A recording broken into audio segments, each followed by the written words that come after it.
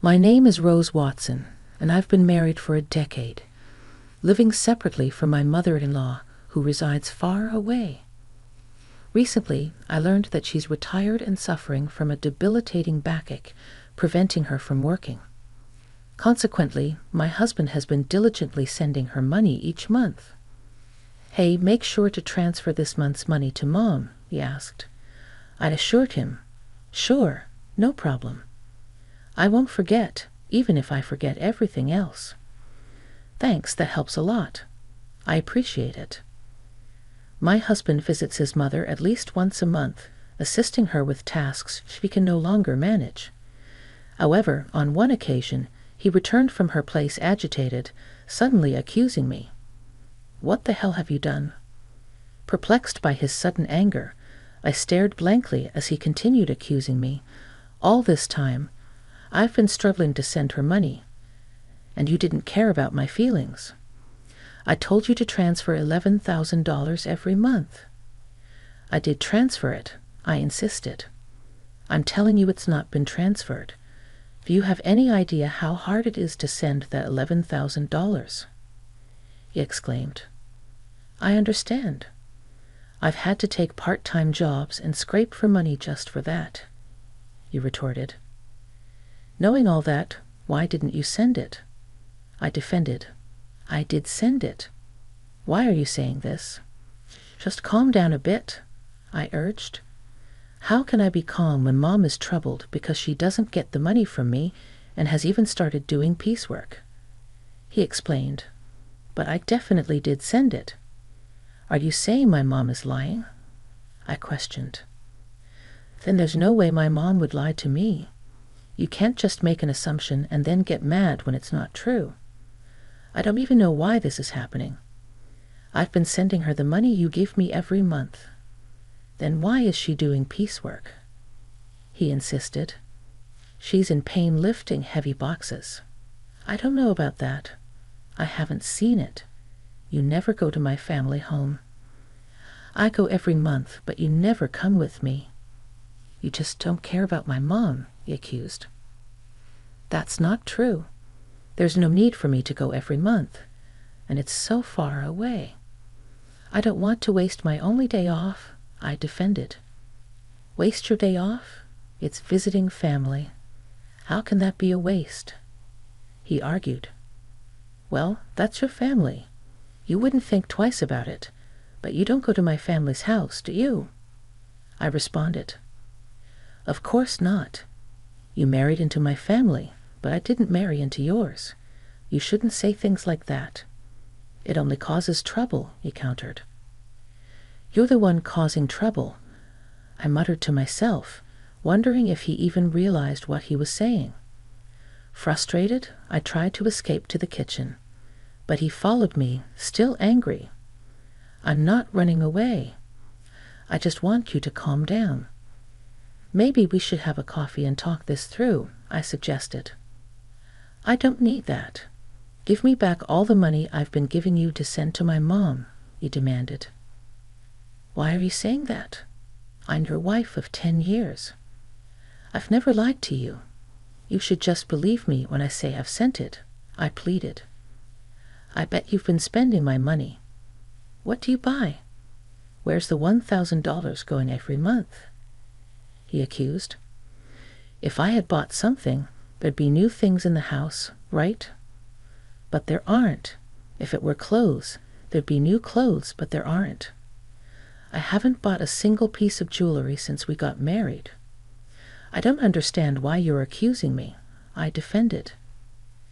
"Even so, you must be using it for something, or maybe you're saving it for yourself, planning to leave me," he speculated. "Why would you even think of divorce?" "We have kids," I questioned, bewildered by the sudden turn in our conversation. "I would never entertain such thoughts. How am I supposed to know? I can't trust someone who lies like you. Why won't you understand that I've been sending the money to your mom?" "Then why isn't it reaching her?" "I have no idea," I admitted.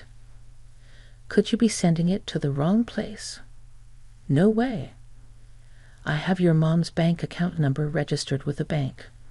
Unless she changes it, there's no way that could happen, I explained.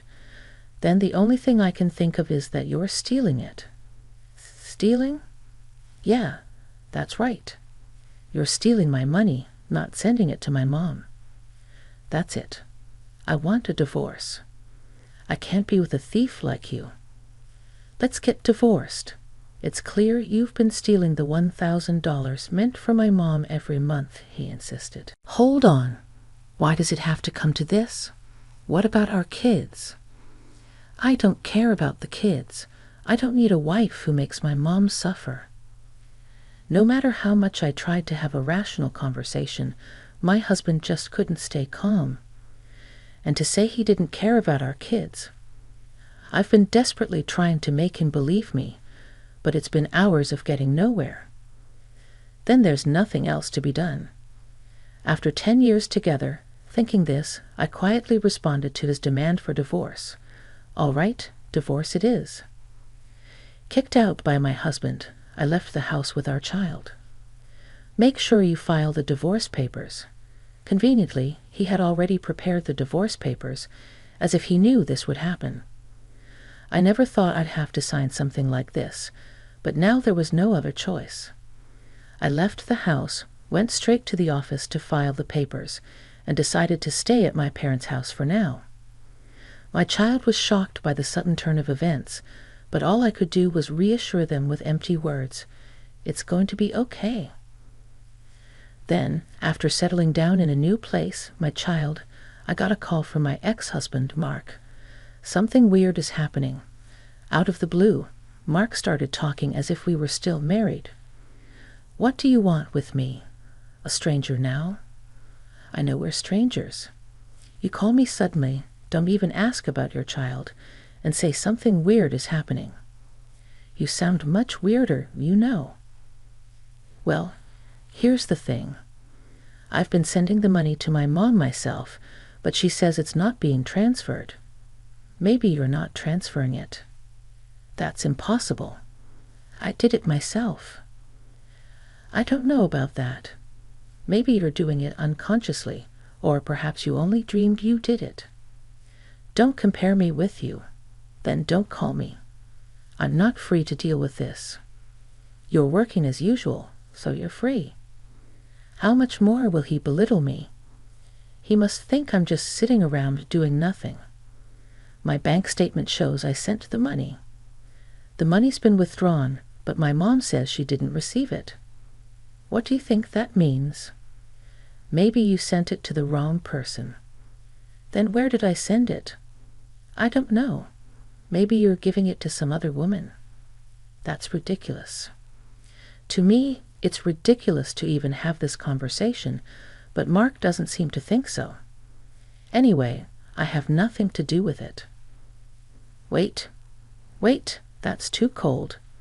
You can't just cut ties so easily. I'm not cold. The moment you decided on divorce, you were out of my life. How can you cut ties so easily? A woman doesn't look back. What's the use of dwelling on the past? On you, it's a waste. I'm in trouble here, not my problem. Can't you at least listen to me? How utterly self-centered. All right then, start from the beginning. Tell me what's happening, and what's going on. Well, it was the day I said I wanted a divorce. Remember? I went to check on Mom at her house, right? I asked her why she was doing piecework, even though I sent her $1,000 every month. She said she hadn't received any transfers, so she had to do piecework to get by. Now I get it. That's why you were so angry, and you thought I was pocketing the money. Yeah, that's right. But even when you transferred it yourself, it didn't get there. Yeah, that's what's happening. So doesn't that mean it wasn't me? Well, I don't know about that. When you were in charge, maybe you were pocketing the money. That's awful. If that's what you think, then I'll go to your family's house myself. What are you going to do there? Maybe I'll find out something. If I go, yeah, maybe so. We ended up going to my husband's family house together for the first time in a while. When we got there, his sister was there. Oh, why are you here, Selina? I came back because I'm worried about Mom. What about your husband? We're divorced, just like Mark. Oh, so you divorced and came back to your family home. Yes, I did. When did you come back? 6 months ago. 6 months. Never mind that. Mom, is it true that you didn't receive the money as sent? It's true. It doesn't change the fact that the money wasn't received, whether both of you are here or not. But did you print out your account record in your bank book lately? Yes, I did, just 2 days ago. Can I see the bank book? Sure, you can't show that. Why would you show a bank book to someone else? You're a stranger now. Why would you think she'd show you something so important? Are you out of your mind? But we can't know if the money really wasn't deposited unless we check. You don't need to see it then. Ah, look. I'm her son. It shouldn't matter. Fine, look. There's hardly anything in there anyway. My mother-in-law said this and then fetched the bank book from a drawer in the next room. But when we looked at the bank book, there were deposits and withdrawals. Look, Mark. There's a deposit from you here, and it was withdrawn the next day. That's quite punctual. Before this, even if you deposited it, it wasn't withdrawn immediately. I couldn't go to the bank much because of my back pain. I would wait until it was absolutely necessary. But since Selina came back, she's been going to the bank for me, which has been a big help. Ever since Selina returned, she's been the one going to the bank. The money was always withdrawn the next day, according to the bank book. Mark and I instinctively looked at her. What? I don't know anything about this, she said desperately. But from what we see here, it looks like you withdrew it, Selina. Mom doesn't go to the bank, and maybe someone else has Mom's card and is withdrawing the money every month. I don't have a card. I'm afraid of losing it, so I never made one, she replied anxiously. Tell the truth, Selina, Mark urged. All right, it was me. Mom told me to withdraw the $1,000 she was getting each month. I saw it was being deposited every month, so I thought borrowing a little bit would be okay. If you're borrowing it, are you planning to pay it back? I interjected. I intend to pay it back. I just don't have the money for it right now, she confessed. Why would you do such a thing? Mark questioned. I really needed the money. I only borrowed it because I had to. Besides, Mom's managing to get by. Isn't that fine? Selina justified. Were you that desperate for money? His mother softened her tone and asked. Then Selina completely changed her tone from her previous assertiveness, now playing the role of a pitiful victim. If that's the case, it can't be helped. Mark was kind enough to send the money, but this is an unavoidable situation. Yeah, if sister was in trouble, it's the family's job to help after all, Mark reasoned. Despite his rage and accusations towards me, Mark forgave his sister as if nothing had happened. Hey, I was called a thief over this, and now you're just going to let it go because it's your sister. It can't be helped, she said. She's in trouble. That's fine for your money. But don't you have something to say to me? I challenged. Not really, no. Not even an apology after all the horrible things you said to me. Why should I apologize? I don't see any need to, Mark replied. I was hurt by what you said. I muttered to myself, anyway, it's not like I did anything wrong, right? Selina was having a hard time, so this happened. It's not Mark's fault. He doesn't need to apologize. His mother supported. Isn't this just like being completely surrounded by enemies? Even if I speak the truth, This place is hostile territory. There's no doubt that anything I say will be met with opposition. Even though a quick look at the bank book would have clarified everything, I had to travel all this way just to be treated like this. Fine, if cutting ties with you costs me this much, it's a small price to pay.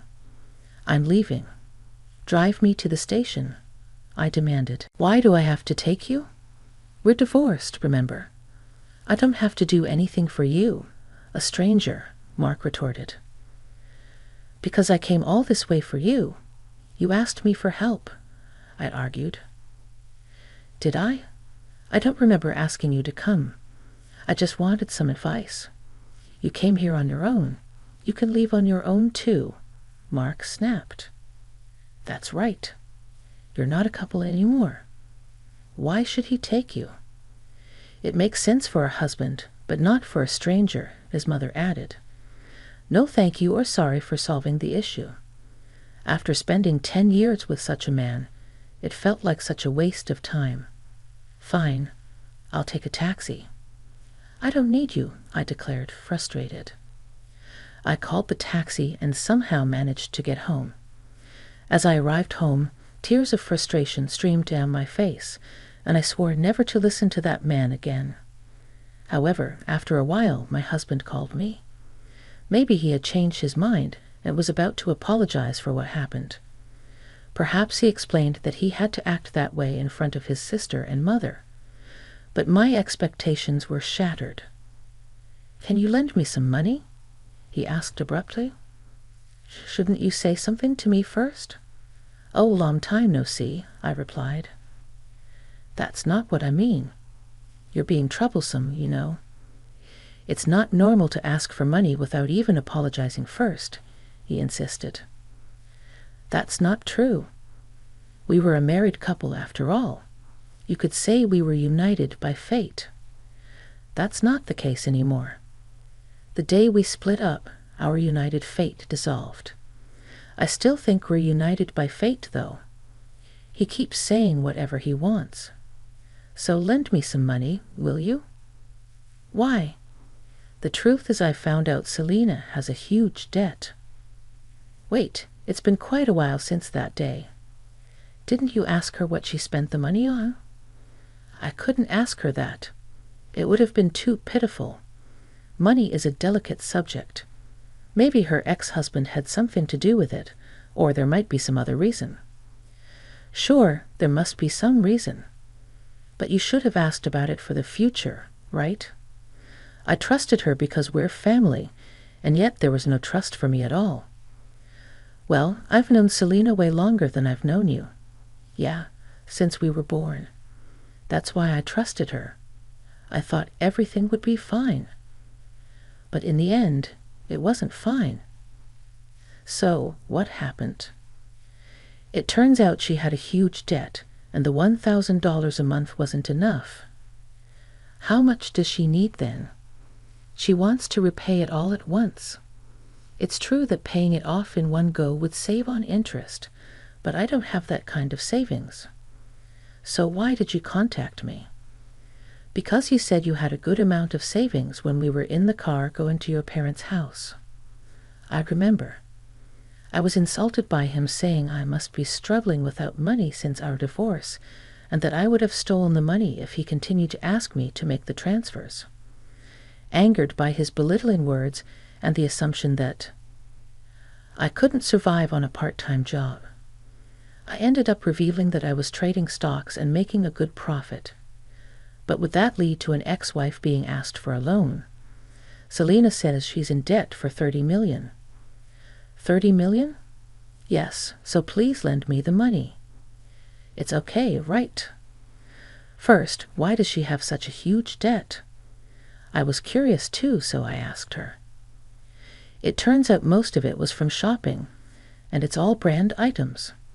She just can't control her desire when she sees them and ends up buying things. She put everything on revolving credit, so the interest adds up, and she keeps buying more every month. Before she knew it, her debt reached $30 million. She's really careless, Mark. Laughing off his carelessness is quite careless himself. She didn't understand how revolving credit works. She thought she could just pay a set amount each month, and eventually it would be paid off. I guess I can understand that feeling. I can't understand it at all. How could she take such a risk? And wasn't this the reason for her divorce? Now she finally realized the interest is piling up, and it's becoming a serious problem, so she came crying to me. But I don't have that kind of money. I told her I couldn't give more than $1,000 a month. Then she suggested borrowing from you. What? Why me? You said we were strangers, and you didn't even need to drive me to the station. That's all in the past.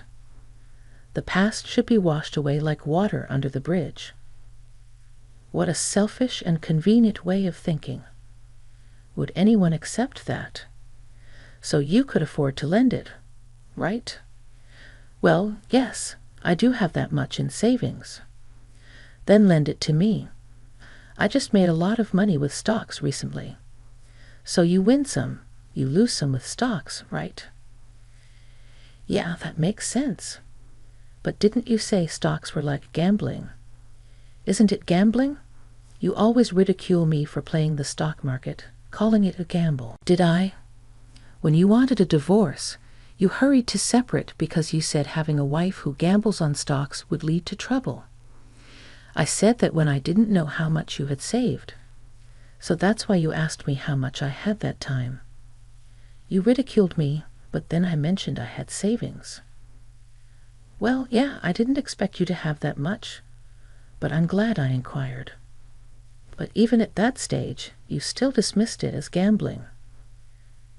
Well, yeah, but let's not worry about it. I was foolish. All right, that's not all right. You are really cruel, and now you want money I saved for our child. You're worrying too much. Our child won't need that money for a long time. It's silly to start saving from now. Money rots if you don't use it. Money rots? I've never heard of money rotting. Think of this as an investment. It's like investing in me. Why would I invest in you? Just do it. Lending me the money would be the smartest move, right? Look, if I lend you money, it won't come back, right? You're still sending $1,000 a month to your mom. Where will you find the money to pay me back?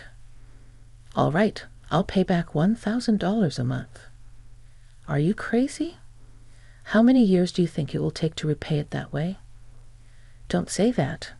I really regret it. Regret? Yeah, if we hadn't split up, I wouldn't have to beg you for money now. I have to ask, isn't that unjust?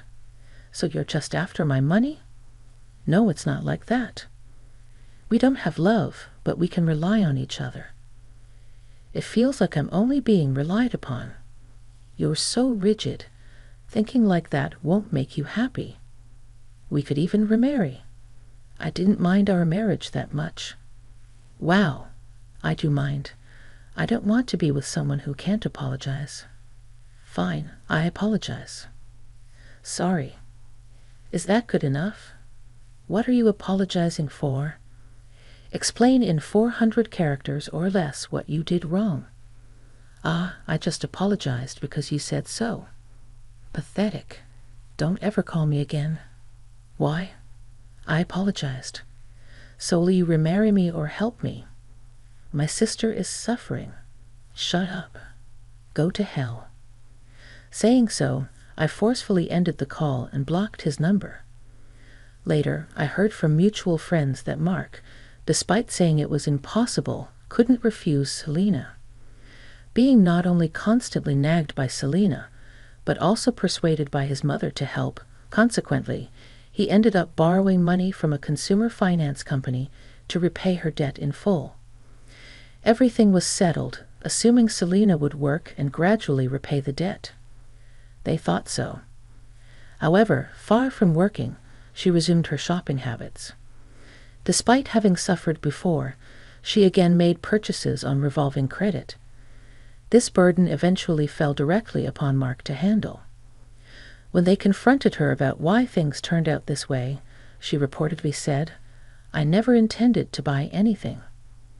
By the time I realized it, I had already processed the credit." Mark and his mother naively believing Selena's words just accepted it, saying she must be sick. They neither divided any solutions nor took her to a hospital, despite thinking she is ill. While saying this, Selena, wearing expensive clothes and jewelry, is reportedly laughing over tea with friends, saying, "Really, Mark is so easy to manipulate." Eventually, they couldn't escape the debt and had to sell their family home. Now, Mark, his mother, and Selena ended up living together, but they couldn't afford the rent for the apartment they used to live in, so the three of them moved. Apparently, their life is quite difficult now. It seems only Selena is enjoying it, but neither Mark nor his mother realized this. On the other hand, I continue to profit from the stock market and now live a comfortable life in a spacious apartment with my child.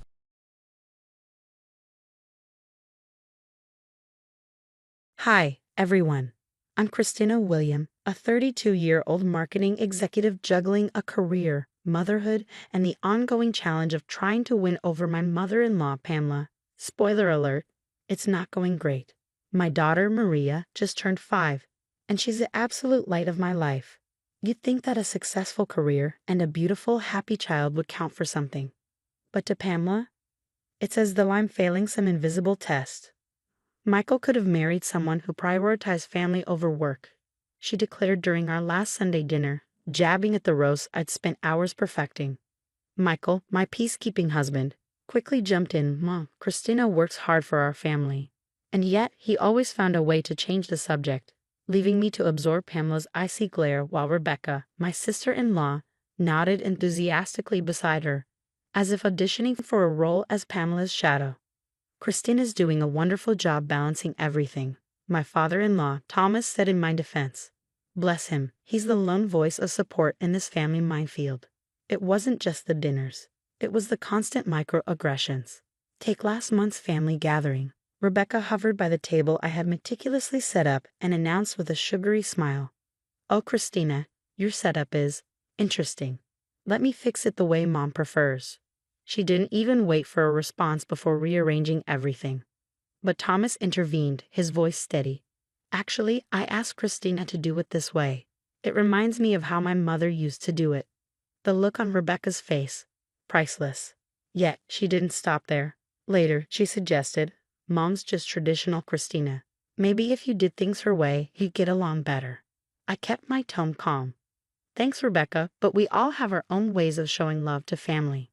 But behind the calm exterior, I'd started keeping receipts, text messages, photos, and even security footage. Call me paranoid, but something told me I needed to protect myself. Like the time Pamela claimed I'd forgotten Maria's doctor's appointment. I pulled up her text, which clearly showed she'd given me the wrong date. "Actually, Pamela," I said at dinner, holding up my phone, "you told me Thursday. Would you like to see it?" Her face went pale, but the satisfaction was fleeting. Despite all the drama, I kept hosting, kept trying. Maybe I was too stubborn to give up. But as Thanksgiving approached, I didn't realize I was nearing my breaking point. It started innocently enough. Rebecca offered to help with dinner. "Let me help, Christina. We should bond more as sisters." I hesitated but decided to give her the benefit of the doubt.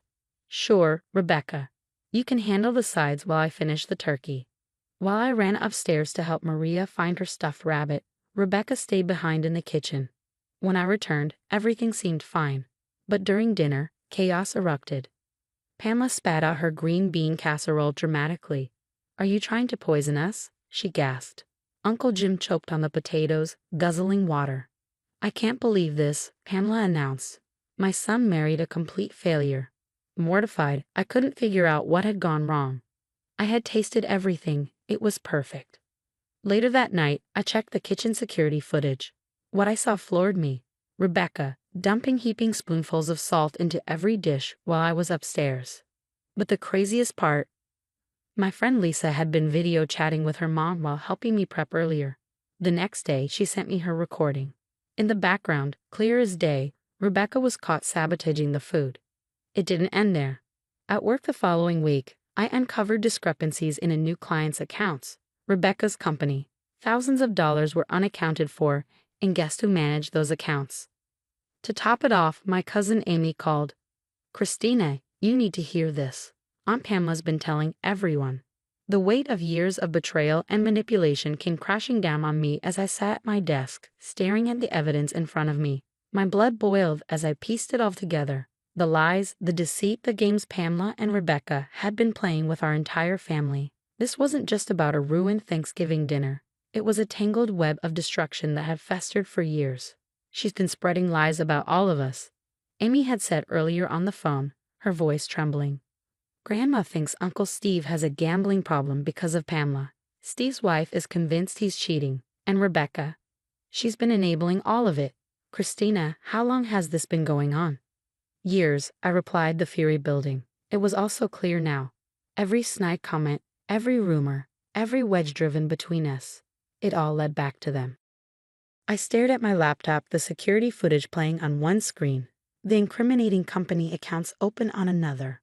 For years, I'd taken the high road, biting my tongue, trying to keep the peace. And for what? To let them keep walking all over me and everyone I cared about? Not anymore. Amy, I said firmly, it's time for a family meeting. A real one, without Pamela and Rebecca. The tension was palpable as the family gathered in my living room. I connected my laptop to the TV, standing before them with years of suppressed anger and newfound resolve. Before I play this, I began, my voice steady. I want you to know this isn't about revenge. It's about truth. The footage rolled. There was Rebecca, caught red-handed, sabotaging the Thanksgiving dishes. Lisa's voice from her video chat provided an undeniable timestamp. Gasps filled the room. That evil little. Emmy hissed under her breath. Michael's face turned crimson. I can't believe my own sister wailed. There's more, I said, pulling out a folder thick with receipts, texts, photos, and recordings. Pamela has been playing all of us against each other. Emmy, remember that affair rumor? It started with her. Here's the proof.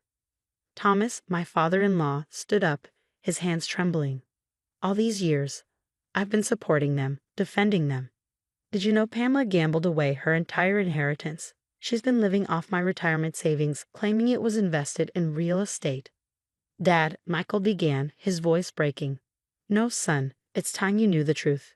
Your mother has been manipulating this family for decades. And Rebecca, she's just following in her footsteps. I took a deep breath. One last thing. At work, I discovered Rebecca's been embezzling from her company. I've already reported it anonymously. The room erupted. Decades of lies and manipulation spilled out as everyone began sharing their stories. It was as if the floodgates had opened and the truth couldn't be stopped. Then my phone buzzed. Pamela. I put her on speaker. How dare you hold a family meeting without us? She hissed. Rebecca told me everything. You're just jealous of her success. Michael grabbed the phone. Success? You mean the money she stole from her company? Pamela sputtered. That's a lie. Rebecca would never. Like she would never sabotage Christina's Thanksgiving dinner? Mom, we have it all on video. All of it. Pamela's voice cracked. You don't understand. Everything I've done was for this family. No, Mom, Michael said coldly. Everything you've done was for yourself. And it's over. The fallout was swift and merciless. The next day, Rebecca's company launched a full investigation. Her colleagues avoided her like the plague, and her job was gone within days. Pamela's bridge club uninvited her after hearing about her gossiping and manipulation. Thomas called his bank and confirmed his worst fears. The real estate investments were a lie. Every penny had gone to slot machines and blackjack tables. I've already contacted a divorce lawyer, Thomas told me. I should have done this years ago. Christina, I'm sorry I let them hurt you for so long. That night, Michael held me close. I've been such a coward, he whispered, always trying to keep the peace instead of standing up for what's right. Never again. I watched Maria sleeping peacefully in her bed, finally free from her grandmother's manipulation and her aunt's jealousy. For the first time in years, I felt like I could breathe. Then my phone buzzed again, a text from Rebecca. We need to talk. Please, I can explain everything. I stared at it for a long moment before hitting block. Some bridges aren't meant to be rebuilt. 3 months later, The headlines hit the local paper. Marketing executive charged in $200,000 embezzlement scheme. Rebecca's mugshot was plastered on the front page. Not only had her company fired her, but they also pressed charges. 200 grand. I always knew she'd been stealing. The amount still shocked me. $200,000 stolen. Rebecca's greed had known no bounds. Over coffee, Amy filled me in on the aftermath. Did you hear? Her mortgage application got denied. She's moving to Arizona. Apparently, she can't even afford to rent around here anymore. Everyone knows what she did. Meanwhile, Thomas uncovered yet another betrayal. Pamela had secretly mortgaged their house to cover her gambling debts. The divorce papers landed on her prized designer handbag like a bomb. She lost everything. She blew 20 years of savings at the M-Gym, Thomas told me during Sunday dinner, our new tradition, just the real family. And she didn't stop there. She kept borrowing more. Pamela ended up in a tiny one-bedroom apartment above the dollar store. Last I heard, she was working the register at Walmart. Her so-called friends, the ones she'd schemed so hard to impress, dropped her the moment the truth came out. Then, as if on cue, my phone started buzzing. Messages from Rebecca. Christina, please. I'm your sister-in-law. Family forgives. Please delete the report. I've changed, I promise. Just give me another chance. Block. Life, meanwhile, moved on beautifully. A promotion landed in my lap. Senior VP of Marketing. Michael and I celebrated by taking Maria to Disney World. Watching her face light up on Space Mountain, I knew I'd done the right thing. One day, Maria asked me a question that gave me pause. Mommy, why don't we see Grandma Pamela anymore? I knelt down to her level. Sometimes, sweetheart, people who say they love you actually hurt you, and it's okay to keep those people out of your life. She nodded, wise beyond her years. Like when Jenny was mean to me at school, and you said I didn't have to be her friend anymore. Exactly like that, baby. Our holidays are peaceful now. No more walking on eggshells, no more checking security cameras. Thomas visits often, and he's even found happiness with Helen, a warm-hearted woman who knows how to love without keeping score. Amy ran into Rebecca at a gas station off I-95 last month. She's working as a telemarketer now, Amy said, shaking her head. It's her third job this year. Oh, and Pamela. Her manager at Walmart wrote her up for being rude to customers. Old habits die hard, I guess. Last night, as we watched Maria playing in the backyard, Michael wrapped his arms around me. You know what's funny, he said. Mom always said you weren't good enough for this family. Turns out you were too good. I smiled, thinking of the last message I sent before blocking Pamela and Rebecca for good. I don't keep toxic people in my life anymore. Some might call it karma. I call it consequences. Either way, I'm just grateful my daughter will grow up knowing her worth, understanding that love doesn't come with strings attached, and realizing that sometimes the best revenge is simply living well. Now I want to hear from you. What would you do if you caught someone sabotaging your reputation while pretending to be family? Would you expose them immediately or wait to gather more proof? And here's another tough one. At what point does keeping the peace turn into enabling toxic behavior?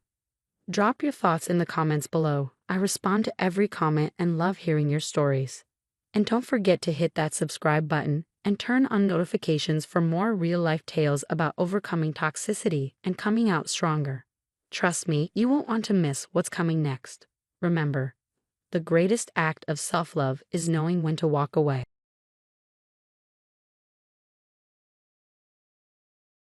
Hey there, I'm Pamela. I'm 29, armed with a marketing degree, and currently job hunting like it's a full-time gig. Because, spoiler alert, it basically is. It's been a rough few months without work, but I've got a big interview lined up at a swanky marketing firm downtown, James & Co. It feels like my shot at finally turning things around. Family's supposed to have your back, right? At least that's what I always believed. My older sister, Nancy, and I have always been close, sharing clothes, borrowing makeup, and dishing about everything under the sun. Her husband, Jack, has always felt more like a brother than an in-law.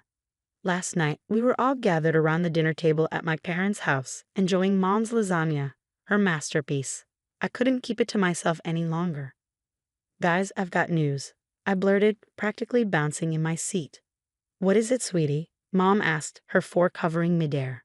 I landed an interview at James & Co. It's this Thursday. The room erupted with congratulations. Mom was already plotting my outfit. Dad looked proud enough to burst, and Nancy, well, her smile didn't quite reach her eyes.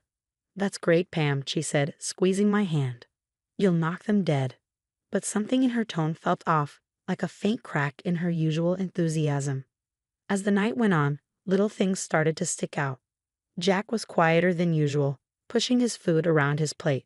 When the conversation turned to money, because it always does when you're job hunting, I caught a quick glance exchanged between him and Nancy.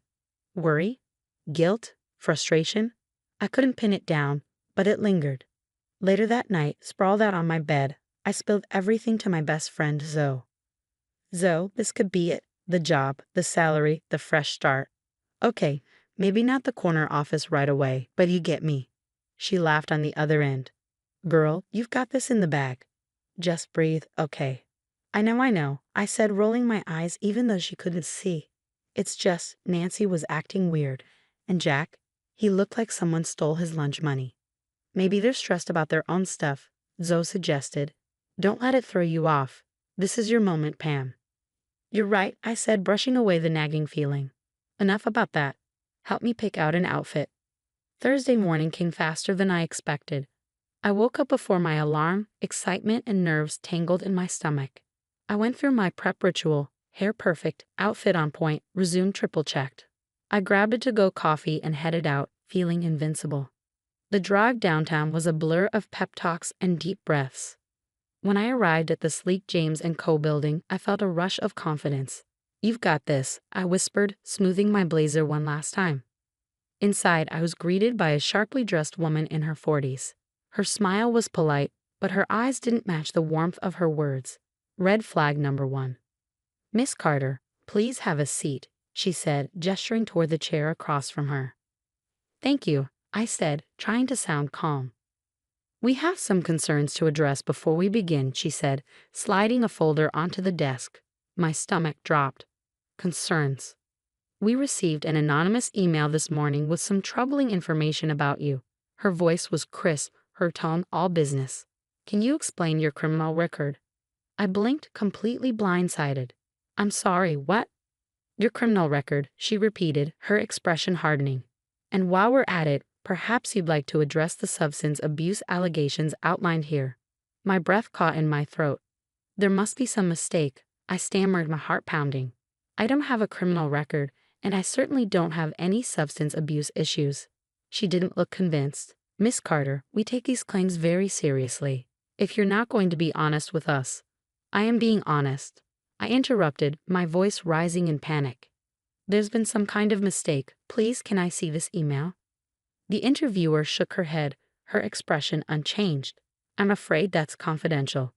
Look, Miss Carter, I think it's best if we end this here. And just like that, it was over. I stumbled out of the office in a daze, barely remembering to thank the receptionist on my way out. My legs felt like lead as I made it to the parking lot, where I fumbled for my phone with shaking hands. Zoe, I choked up as soon as she picked up. It was a disaster. A complete and utter disaster. Pam, slow down. What happened? I spilled everything, my words tumbling out in a frantic rush. Zoe stayed quiet, letting me unload the nightmare of an interview. Okay, she said once I ran out of steam. Let's think about this logically. Someone's clearly set you up. But who and why? My mind raced, flipping through possibilities. Who would go out of their way to sabotage me like this? I don't know, Zoe, I whispered, voice cracking. I just don't know. All right, here's the plan, Zoe said, slipping into problem-solving mode. You're coming over to my place. I'll grab some ice cream, you grab some wine, and we'll figure this out. There's got to be a trail. Emails, phone calls, something. Her confidence steadied me. Yeah, okay, thanks, Zoe. I don't know what I'd do without you. Later that night, Zoe and I went into full detective mode. Armed with rocky road and sheer determination, we started digging. And what we found made my stomach churn. First, my email. Someone had hacked into it, reading my messages, sending sketchy ones. The violation felt personal, invasive, like someone rooting through my diary. This is next-level creep stuff, I muttered, scrolling through my sent folder. Then Zoe froze. Oh, Pam. Since when do you have a Facebook page called Pamela's Wild Nights? I nearly choked on my wine. I don't. But there it was, a profile littered with photoshopped pictures of me doing cake stands, smoking, and God knows what else.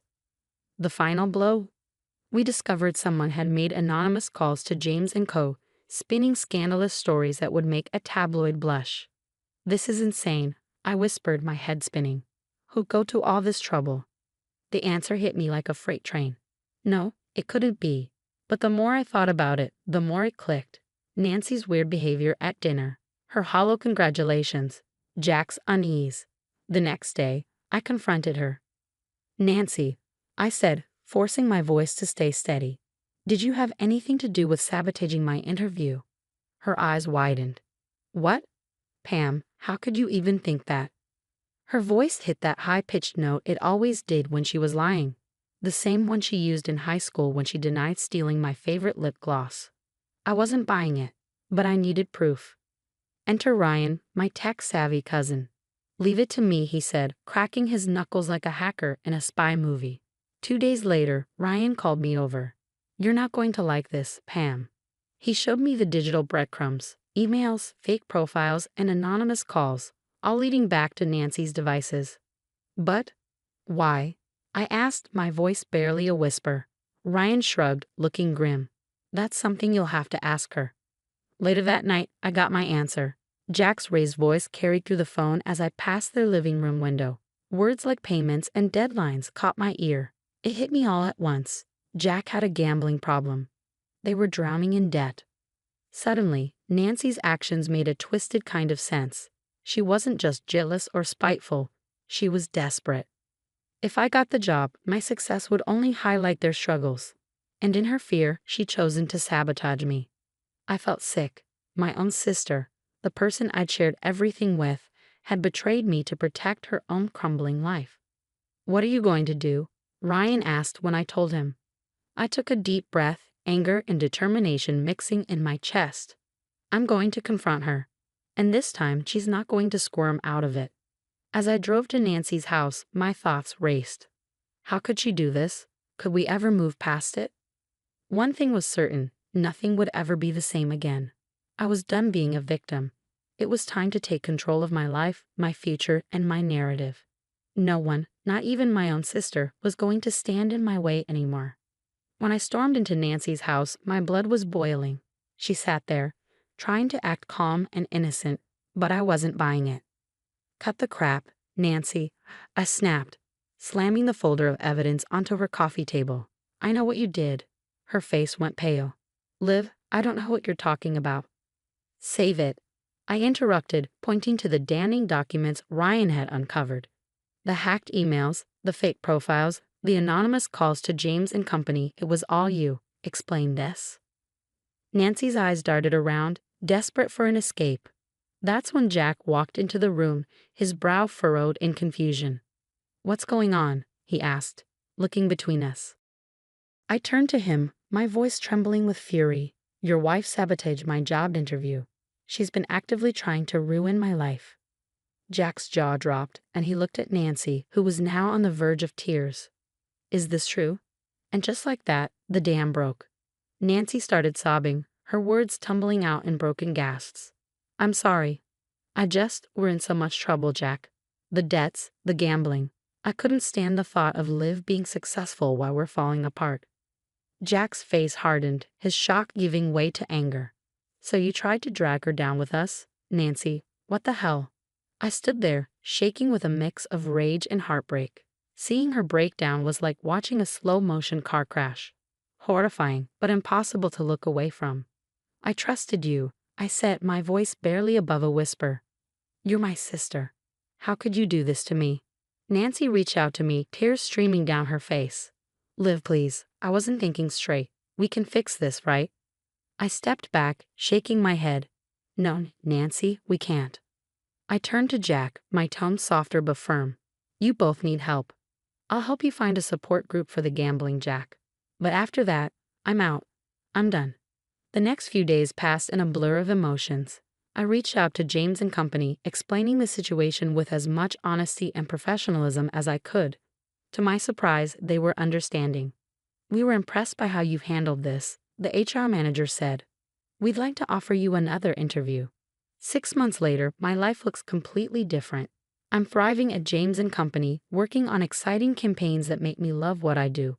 My mornings are filled with purpose, and my evenings are often spent laughing over wine with Zoe or learning coding basics from Ryan. As for Nancy and Jack, they're in counseling. Last I heard, they're trying to rebuild, but the family has kept their distance. It hurts, but I hope they figure things out, for their sake, not mine. Sometimes I miss the sister I thought I had.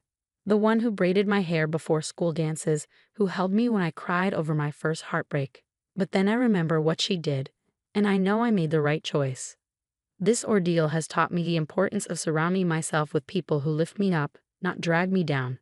And sometimes those people aren't the ones you expect. So here's to new beginnings, to standing up for yourself, and to realizing that you don't need to dim your light for anyone, not even family. Would I ever forgive Nancy? I don't know. Maybe someday, if she proves she's changed. But forgiving doesn't mean forgetting, and it doesn't mean letting her back into my life. Some betrayals cut too deep. What about you? If you were in my shoes, could you forgive your sister? Or is sabotaging your future an unforgivable betrayal?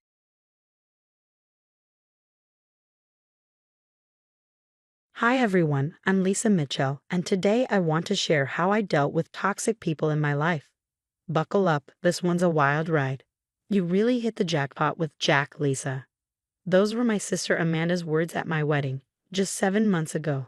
Looking back now, I can't help but laugh at how drastically life can change. You're literally living the dream girl, successful realtor, gorgeous husband, and now this beautiful house.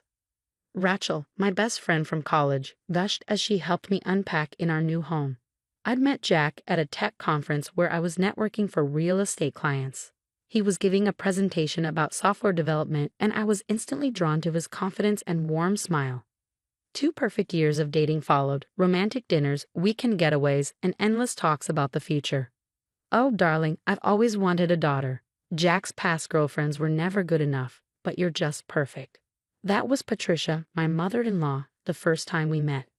I should have picked up on the possessive undertone in her voice, but I was too smitten with Jack to notice. Sweetheart, what did the doctor say? Jack's voice echoed in my mind from the day my life changed forever. 6 months into our marriage, I found a lump in the shower. It turned out to be stage 2 breast cancer. We're going to fight this together, Lisa. I don't care how hard it gets. We'll get you the best treatment, Jack assured me, holding me close. I believed him. Girl, you don't have to go through this alone. We're your ride or dies, Rachel said as Amanda nodded in agreement when I shared the diagnosis. But I decided to keep my illness private. I don't want clients backing out of deals because they think I'm unreliable. I explained, trying on my first wig and forcing a smile. These wigs are amazing, you can't even tell, Amanda said during one of our lunch dates. But not everyone was so supportive. Patricia's questions became unsettling. How long have you known Lisa? Did she ever have health issues before? She asked Rachel, fishing for information. Be careful around her, Lisa. Something about the way she watches you gives me the creeps, Rachel warned. Then came the uninvited visits. Lisa, honey, I brought you some homemade chicken soup, Patricia chirped one afternoon. I hadn't given her a key, but she somehow had one made. This kitchen is a mess. How do you expect to take care of Jack if you can't keep the house clean? And what's with all this takeout? A wife should cook fresh meals. I was too drained from chemo to argue. The criticism became routine. Then, one day, I caught her rifling through my medical files in the home office. What are you doing? I demanded. Oh, I was just tidying up, she replied, feigning innocence. Jack seems so worried lately. Is there something you're not telling us? The final straw came at a family barbecue. I had just completed my 3rd round of chemo and put on my best wig, determined to appear strong. Everyone, I'd like to propose a toast, Patricia announced, standing behind my chair, to family and honesty. I felt a tug, and time seemed to freeze. My wig slipped off in front of everyone. Gasps filled the air. Phones were raised, recording the moment. Oh my goodness, I'm so sorry. Patricia's theatrical performance was Oscar-worthy. I was just fixing your hair. I had no idea. She wailed dramatically, clutching her chest like a soap opera star. Why would you hide this from everyone? From my son? I couldn't respond. Tears spilled down my face as I ran inside, humiliated. Through the window, I caught a glimpse of Patricia, phone discreetly raised, recording my breakdown. That evening, my phone buzzed. It was a text from Amanda, forwarding screenshots from Patricia's family group chat. Patricia, look how she's deceiving my poor Jack. What else could she be hiding? Cousin, who knows if she's even sick? Maybe it's all for attention.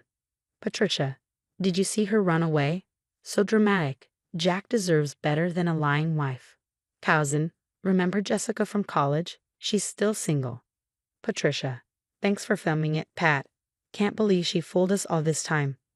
Jack's response, Mom's just concerned. Maybe if Lisa had been upfront from the beginning. My hands trembled as I read the messages. My husband, the man I thought was my partner, wasn't defending me. He was siding with her. Rachel's voice was firm when I called her, sobbing. Girl, I'm coming over right now. This isn't just mean anymore. This is straight up evil. We need to document everything. That night, while Jack worked late again, I began recording every interaction with Patricia, saving every message. If she wanted to play games, I'd be ready. The next morning, I overheard Patricia's voice coming from Jack's home office. She was on speakerphone. I think Lisa's using cancer as an excuse to avoid family gatherings. Have you noticed how she's always too tired for events? And Jessica asked about you the other day. Her words cut through me like knives. Later that week, my assistant called. Mrs. Mitchell, your mother-in-law canceled the Johnson House showing. She said you were too ill to make it. My blood ran cold. 3 canceled appointments in a month, all major listings without my consent. As Rachel helped me organize my medications that afternoon, she held up a nearly empty bottle. Where are your pain meds? This bottle's almost empty, but you barely touched it. We inspected the pills closely. They weren't my prescribed medication. They were over-the-counter vitamins, carefully swapped to look like my pain pills. Then came another bombshell. A text from Kate, Jack's cousin. Can we meet for coffee? Alone. At the cafe, Kate's hands shook as she slid her phone across the table. Lisa, I need to confess something. Mom's been pressuring me to help get Jack and Jessica back together. She says you're faking everything. But then I found these in her purse. On the screen were photos of prescription bottles, dozens of them, with names from different doctors. Later that night, Rachel called. Look what I found. 3 restraining orders against Patricia from former in-laws. And get this, James, Kate's ex, reached out to me on LinkedIn. The pieces were falling into place. James called me himself. Lisa, you need to know what you're dealing with. Patricia destroyed my marriage to Kate. She stole my anxiety meds, spread rumors about abuse, even hacked Kate's email to send fake messages to my boss. I lost everything. Jack came home late again, looking tense. Mom showed me some concerning texts from your phone. What texts, Jack? She's lying. She's just worried about you. About us. Maybe you should stay with Amanda for a while. That night, I couldn't sleep. Scrolling through old family photos on social media, I noticed a disturbing pattern. Every serious relationship Jack or Kate had ended mysteriously, always with Patricia at the center. Rachel, I need your help, I said the next morning. We need more than just documentation. Rachel's voice was steel. Already on it. I've been recording everything and saving screenshots. And James sent something interesting. Patricia's old arrest record. Prescription fraud, 10 years ago. It all made sense now. The stolen medication, the canceled appointments, the constant undermining. Patricia wasn't just controlling. She was a manipulative, dangerous woman with a history. We need to be smart about this, Rachel warned. One wrong move, and she'll twist it around. Trust me, Lisa, that woman's going down. Rachel's voice was a lifeline as she helped load the last box into her car. While Jack was at work, I left the evidence neatly stacked on his desk. Photos, videos, testimonies, prescription records, everything. 3 days later, my phone exploded with notifications. Jack's voice trembled when he called. Lisa, I'm so sorry. I was blind. Mom's been arrested. The police found oxycodone prescriptions in her house under 10 different names, and she used my social security number to open credit cards. There's so much debt. I stayed silent for a moment, then replied, Did you also find the videos of her mocking my cancer or the proof she sabotaged my business? Kate called next, crying. Lisa, The police uncovered emails Patricia manipulated. She twisted every conversation between James and me. Our entire divorce was based on her lies. The family group chat that once mocked me became a support group for Patricia's victims. Former in-laws came forward with similar stories. Her once flawless facade crumbled under the weight of lawsuits. A week later, one of Patricia's old bridge club friends approached me at the grocery store. "Miss Mitchell, we're all disgusted by what she did. To you, to everyone. She's not welcome in our circles anymore." My last chemotherapy session felt like a personal victory. My hair grew back stronger, just like me. My real estate business thrived, bolstered by clients who admired my resilience and honesty. "Lisa, please, I've changed. Can we try again?" Jack's text went unanswered. "You deserve better than someone who didn't believe you," Kate told me over coffee. We'd grown close, healing together. Kate smiled shyly. "I'm getting married again next month, to James. We'd love for you to come. Mom's not invited, obviously." Last week, I organized a charity event for cancer survivors. While greeting guests, I met someone new. He listened to my story, not with pity, but with understanding. "Karma got her good," Rachel said, scrolling through her phone. Patricia's mugshot had made the local news, attached to multiple fraud charges and jail time. Her reputation was in shambles. I touched my now full head of hair, remembering that humiliating barbecue. "You know what, Rachel?" When she pulled off my wig, she actually did me a favor. She showed me exactly who my real support system was. The doorbell rang, and I found a bouquet of flowers waiting for me. The card read, "Congratulations on the downtown office expansion." It was from Kate and James. Sometimes, the best revenge isn't revenge at all. It's rising above, succeeding, and living your best life while toxic people self-destruct. Patricia's in jail, her lies exposed, her reputation ruined. Meanwhile, I'm thriving, cancer-free, with a booming business and surrounded by genuine love. What about you? If you caught your mother-in-law going through your private medical records, would you confront her immediately or gather evidence quietly like I did? Would you tell your spouse right away or wait until you had solid proof? Share your thoughts in the comments. I'd love to hear how you'd handle a breach of trust like this. If my story resonated with you, don't forget to hit that like button and subscribe for more real stories about overcoming toxic relationships and standing up for yourself.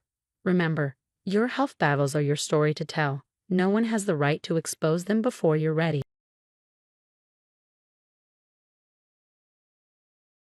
Hi everyone, I'm Jennifer Mitchell, and today I'm sharing how I turned my life around after years of financial abuse. Trust me, you'll want to stick around to hear how this ends. "Honey, I need some money for groceries this week." I barely looked at Jimmy as he lounged on our leather couch, the same one he spent $5,000 on without consulting me. "Didn't I just give you money last week? What happened to that?" he asked, eyes still glued to his phone. "That was for utilities, Jimmy," I reminded him. "You know I track every penny in a spreadsheet you make me keep." "Fine," he sighed, tossing his wallet onto the coffee table. "Take $100 and keep the receipts." This was my life for 4 years. I had given up a 6-figure marketing career because Jimmy insisted that a wife's place was in the home.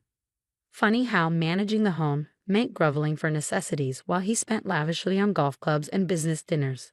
One afternoon, Linda, Jimmy's sister, barged into the house, waving her hand adorned with a massive diamond ring. "Jennifer, you won't believe it. Derek finally proposed," she squealed. "We're having a destination wedding in the Hamptons, and Jimmy, you have to help me plan it." "Anything for my baby sister," Jimmy grinned, already reaching for his checkbook.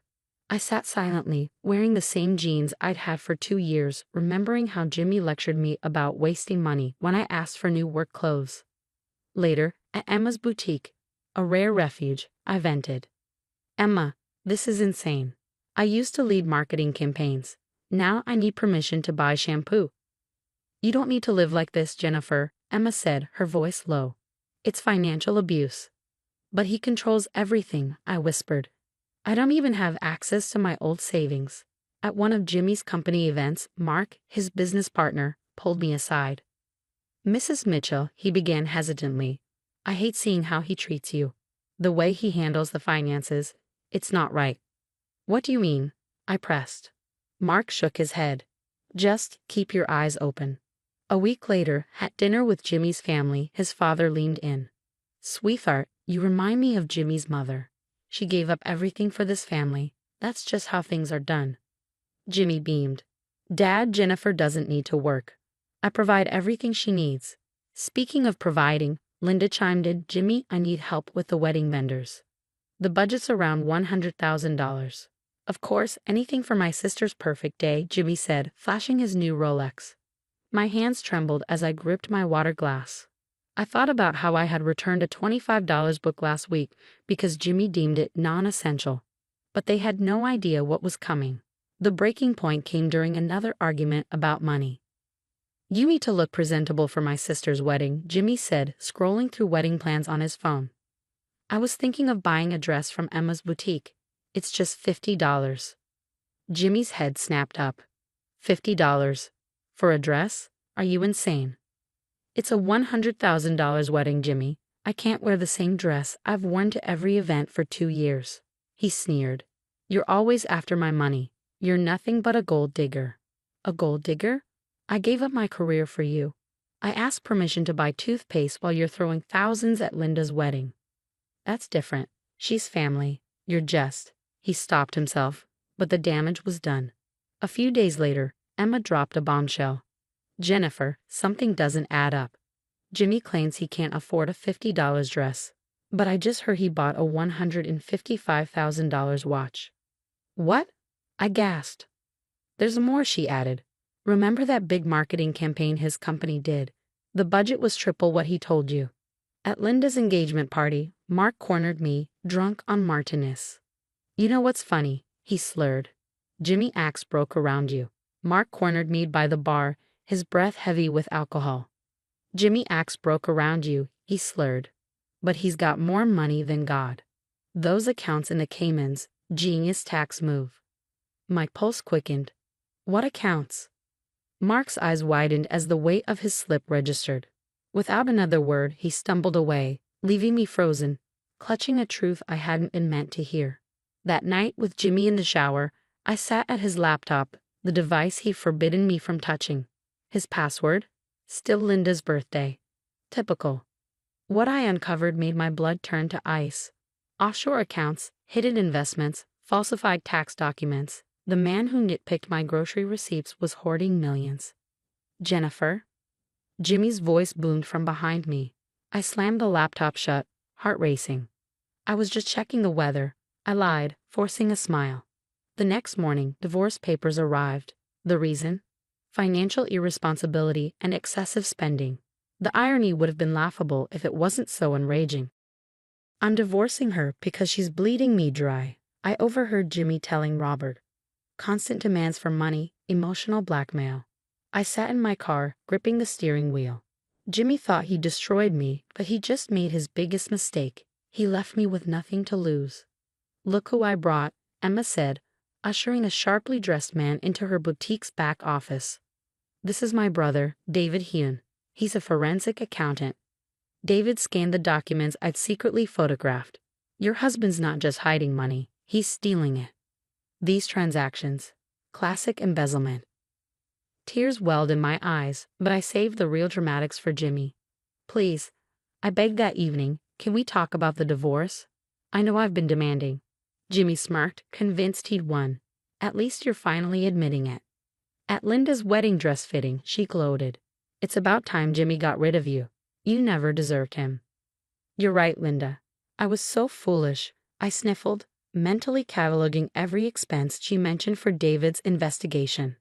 Later that night, Mark pulled me aside after a business dinner. "I can't sleep at night," he whispered. "What Jimmy's doing. It's worse than you know." He handed me a USB drive. Company records, transactions, everything. Jimmy promised us guaranteed returns. Catherine, one of Jimmy's clients, confessed when I tracked her down. Now our life savings are gone. He blamed market fluctuations. David's face hardened as he reviewed the USB files. "Jennifer, Jimmy's been siphoning money from multiple accounts, including..." He hesitated. "What is it?" "Your father-in-law's retirement fund." I recalled Robert's proud speech about family loyalty. Meanwhile, Jimmy had drained his own father's savings. The Phoenix development, Mark revealed in another clandestine meeting. Total scam. The money went straight into Jimmy's offshore accounts. At least 15 investors lost everything. Emma helped me maintain the facade of the devastated wife. Just keep playing along, she advised. Let him think he's winning. I've been so blind, I told Jimmy over dinner, watching him gloat. You were right about everything. Well, I'm glad you're finally seeing reason, he replied, admiring his Rolex, probably bought with his father's stolen money. The wedding's next week, Linda announced smugly. Try not to embarrass us, Jennifer. Little did they know, while they were busy selecting flowers and tasting cakes, David was compiling enough damning evidence to sink Jimmy's entire empire. Jimmy thought divorcing me would silence me. Instead, he'd given me the perfect opportunity to destroy him. At Linda's rehearsal dinner, I watched them laugh about my supposed gold-digging ways. They had no idea that in just a few days, their entire world would collapse. Sometimes, karma needs a little push, and I was ready to shove with everything I had.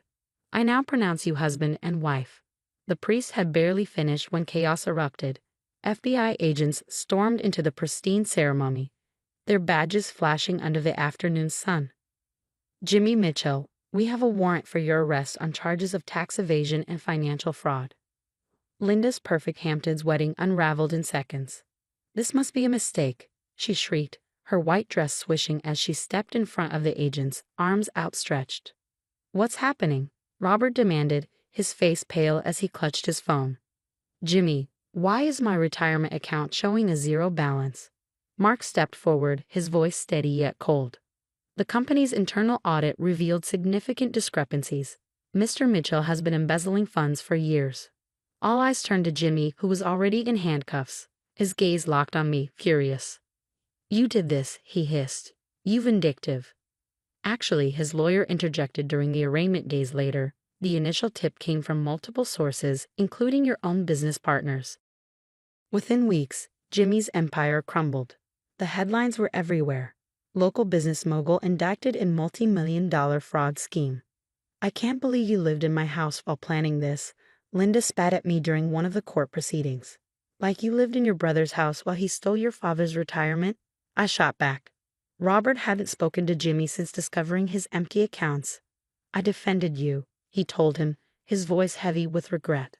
I told Jennifer to be more like your mother. Now I see. I taught you to become your father, a thief and a fraud. Jennifer, please, Jimmy begged during one of his jail visits. His eyes were sunken, his arrogance shattered. I'm sorry. The dress, the control, everything. We can start over. I smiled, calm and collected, like I started over with my new marketing agency or my partnership with Emma's boutique.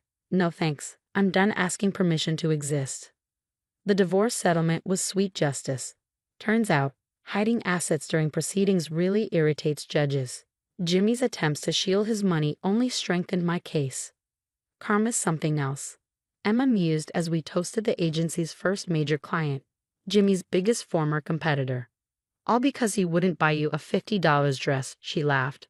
I adjusted my designer blazer, bought with my own money. The dress was just the final straw. He never saw me as a partner, only a possession. Mark now runs the reformed company with a policy of full financial transparency. Linda's second wedding was modest. Her new husband, I heard, believes in joint checking accounts. Jimmy, he's still serving his sentence, sending tear-streaked letters I'll never read. Meanwhile, I was featured in Business Weekly for my innovative marketing strategies. The interviewer asked if I regretted giving up my career for marriage. Actually, I smiled. Losing everything showed me how much I could achieve. My office now overlooks the building where I once begged for grocery money. Every time I glance at that view, I'm reminded, hitting rock bottom means you have a solid foundation to rebuild. As for that $50 dress, I now have a closet full of them.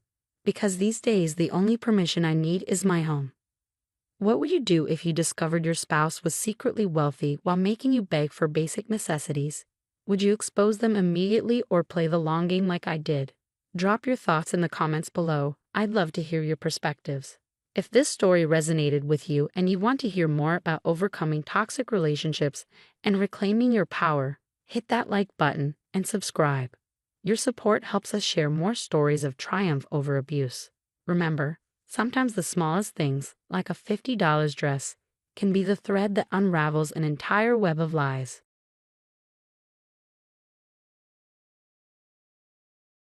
Hi everyone, I'm Ashley from Boston, and this is the story of how I rebuilt my life and how karma finally caught up with my mother. I never thought I'd be sharing this on social media, but here I am.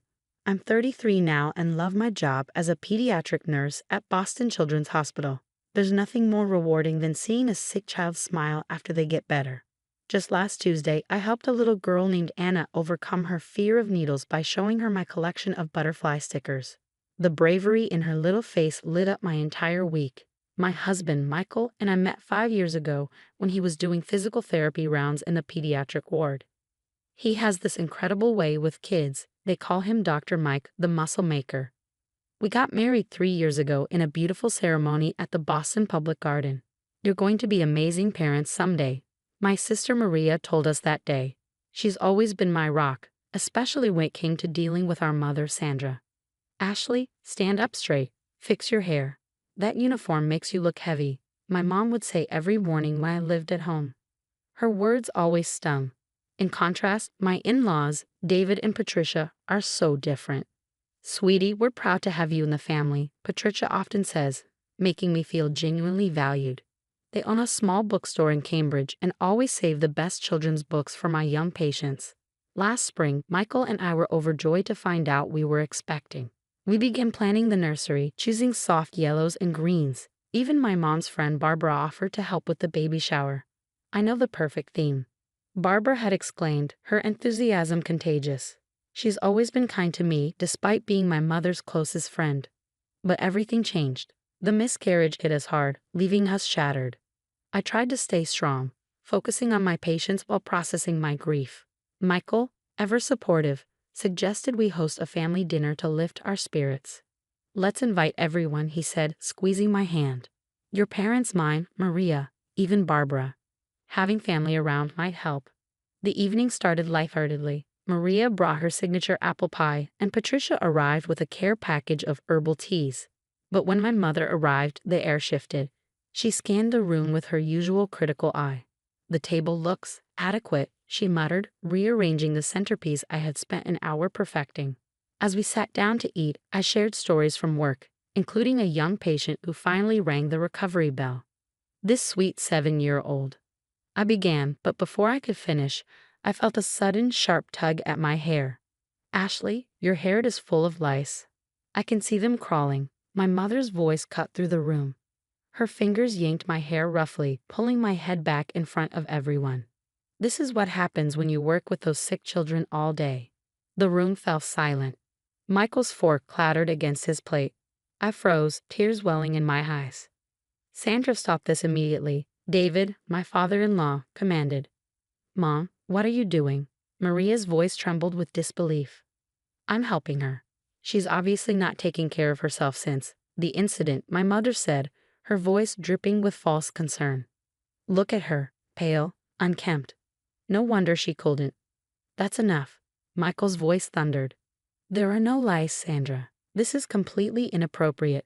Patricia rushed to my side, wrapping her arm around me. Ashley is an excellent nurse who takes immaculate care of herself and her patients. Through my tears, I noticed Barbara's face pale. Sandra, we talked about this. You promised to be supportive, she whispered. Then, unable to hold back, Barbara revealed everything.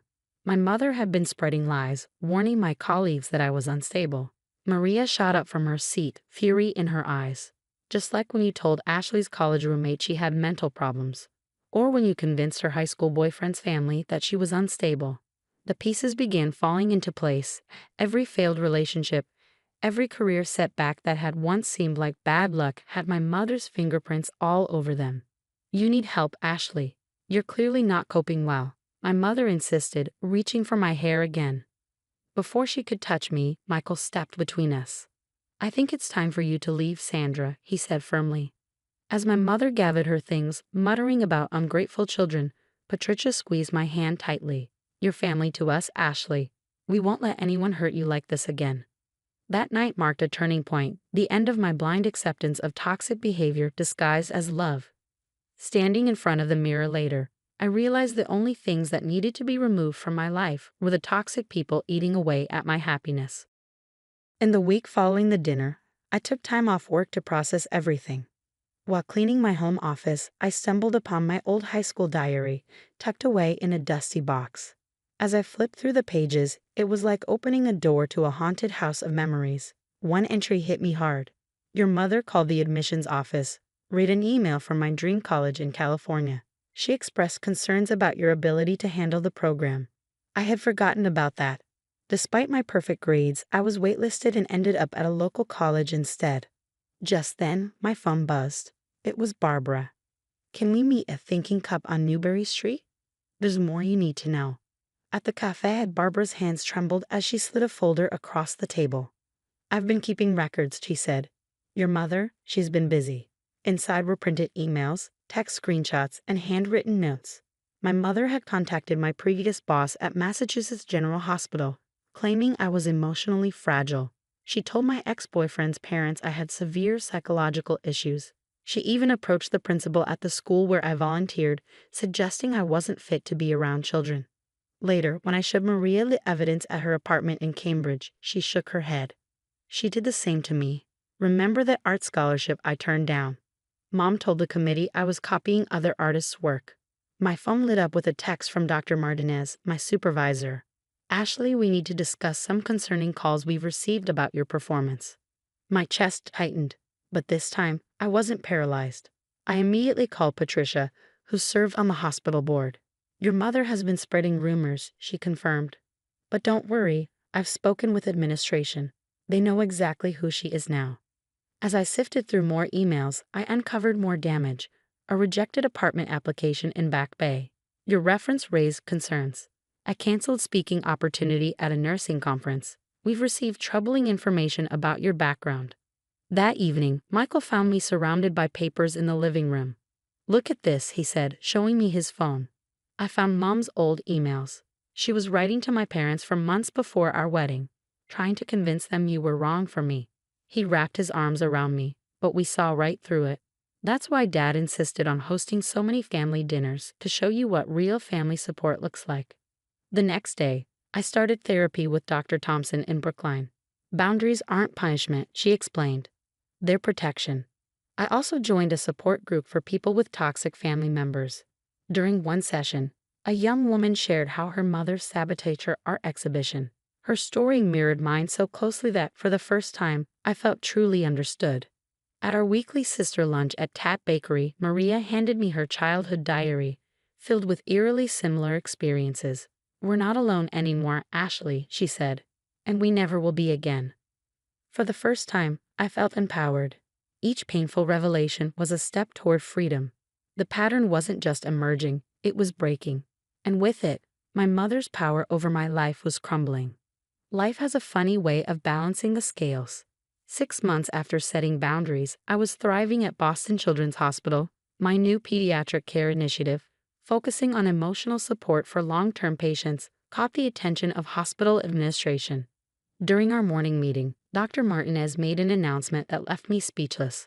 We'd like to promote you to head of pediatric patient care. Your dedication to these children is exactly what we need. The same week, my mother's carefully constructed world began to crumble. Her real estate business faced multiple complaints about unethical practices, and former clients came forward with evidence of fraudulent dealings. Surprisingly, it was all completely unrelated to my situation. Did you hear about Sandra? Barbara asked during our weekly coffee meet. The Better Business Bureau is investigating her company. Apparently, she's been misleading elderly clients about property values. I focused on my work, channeling my energy into helping others. I launched a program called Healing Hearts at the hospital, connecting families dealing with childhood illnesses. Watching parents support each other reminded me of the power of genuine compassion. One afternoon, while organizing a charity drive for underprivileged patients, I received unexpected news. My mother had lost her position on the hospital board. Financial irregularities had been discovered in her committee's accounts. Ashley, your new program is amazing, a young mother told me, tears in her eyes. Having someone who understands what we're going through means everything. Around the same time, Michael and I discovered we were expecting again. This time, we kept the news private, sharing it only with our trusted inner circle. Maria organized a small celebration at her place, filled with genuine joy and support. Meanwhile, my mother's social circle was dissolving. Barbara had finally shared evidence of my mother's manipulation with their friends. I couldn't stay silent anymore, Barbara explained. Too many people were getting hurt. As I stepped into my new leadership role and prepared to guide my expanded team, I realized something profound. The best revenge isn't about getting even. It's about getting better. My mother's actions led to her downfall, while I had built something meaningful and beautiful from the ashes of her toxicity. The Healing Hearts program now helps dozens of people weekly. My career is flourishing, my marriage is stronger than ever, and our baby is due in the spring. Sometimes the most powerful response to toxicity is simply living well and helping others do the same. Standing at the window of my office at Boston Children's Hospital, watching the sunset over the city skyline, I reflect on how far I've come. Healing Hearts has expanded to 3 other hospitals, and my support group has helped over 200 people rebuild their lives.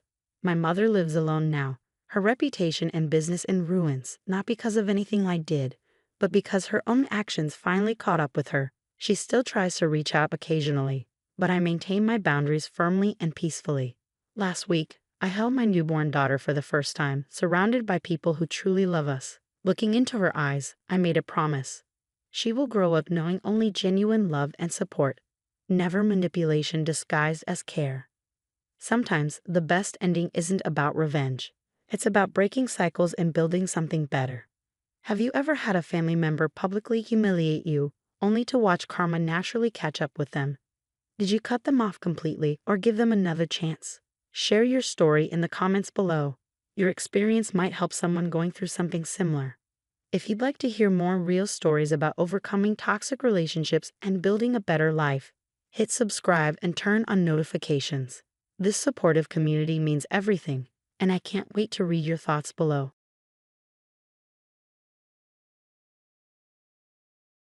I've always been the one holding my family together. My name is Anna, and for as long as I can remember, I've been the responsible one, the dependable daughter who gave more of herself than she ever received in return. When I landed a solid career as a project manager, it wasn't just a win for me, it became a lifeline for my parents. Every month, like clockwork, I'd send them nearly half of my paycheck to ensure they lived comfortably. My younger brother, Matthew, was the family's golden child. 5 years my junior, he basked in their endless praise and affection, while I toiled quietly in the shadows. He was celebrated. I was relied upon. For years, I believed that if I gave enough of my time, my money, my energy, one day they'd see me, not as their safety net, but as someone worthy of love and appreciation. That hope shattered when my mother made an unbearable demand. I was to cancel my wedding to save the family business, a business Matthew had driven to the brink of ruin with his reckless spending and poor decisions. The call came just days before my wedding. "Anna, we need your help," my mother said, her voice devoid of doubt or hesitation. "The business is in trouble, and Matthew, he needs your support to get it back on track." I felt my stomach twist. This was supposed to be my time, finally, a moment for my happiness. "Mom," I said, steadying my voice, "I've always supported you, but I can't bail out the business. I have my own future to think about." There was a long silence before her voice returned, cold and cutting. "So you're just going to abandon us after everything we've done for you? Walk away when your family needs you most?" I closed my eyes, forcing myself to stay calm. I'm not abandoning anyone. I'm choosing, for once, to prioritize my own life. I'm getting married, and I can't risk my future to fix Matthew's mistakes. Her tone sharpened. "This isn't just about money, Hannah. It's about family. We've always counted on you. If you don't step up now, the business could fall apart." The weight of her expectations crushed down on me. It was as though my dreams didn't matter, as if my life existed solely to serve them and shield Matthew from the consequences of his actions. "I can't, Mom," I said firmly. "I've given so much. It's time Matthew takes responsibility." She hung up without another word, but her disappointment lingered in the silence. The next day, as I reviewed the final details for my wedding, a loud knock startled me. I opened the door to find my mother standing there, her face twisted with anger. "What are you doing here?" I asked, shocked. She shoved her way inside. How could you? She spat. How could you turn your back on us when we need you the most? I stepped back, her fury leaving me momentarily speechless. Mom, I've given you almost half my salary every month for years. I've done everything you've asked of me, but I can't throw my future away to fix Matthew's mistakes. Her eyes narrowed, and before I could react, she slapped me hard across the face. The sting was immediate, but the deeper pain was in my heart. How dare you talk to me like that? She shouted. After everything we've done for you, this is how you repay us. You don't disobey me, Anna. You owe this family everything. I clutched my burning cheek, tears threatening to spill. This was it, the moment I finally saw the truth. To them, I was nothing more than a provider, a resource.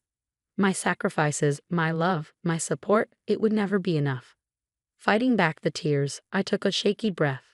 Mom, I love you, but I can't keep sacrificing my happiness to fix everyone else's mistakes.